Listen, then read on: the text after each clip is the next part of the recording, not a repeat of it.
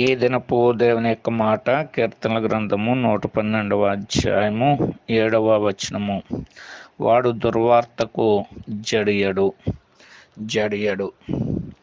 ఎవరు దుర్వార్తకు జడియడు అని మనం గమనిస్తే నీతిమంతులు, అనగా దేవుని చేత రక్షణ పొంది పాపములను ఒప్పింపజేసి యేసు రక్తంలో వారి పాపాలు కడుగుకున్నటువంటి వారు నీతిమంతులు. వారు దుర్వార్తకు జడియరని లేఖనం బహు స్పష్టంగా తెలియజేస్తుంది. ఉదాహరణకు బైబిల్లో చూస్తే యోబు యథార్థవర్తనుడును న్యాయవంతుడునై చెడుతనాన్ని విసర్జించి దేవుని యందు భయభక్తులు కలిగినటువంటి వాడు ఉన్నాడు.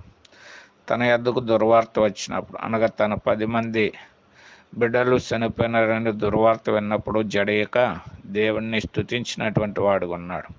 కాబట్టి ఆ రీతిగా మనము నీతిమంతులుగా చేయబడి అన్ని విషయాల్లో కూడా ధైర్యం కలిగి ముందుకు సాగుదుము గాక.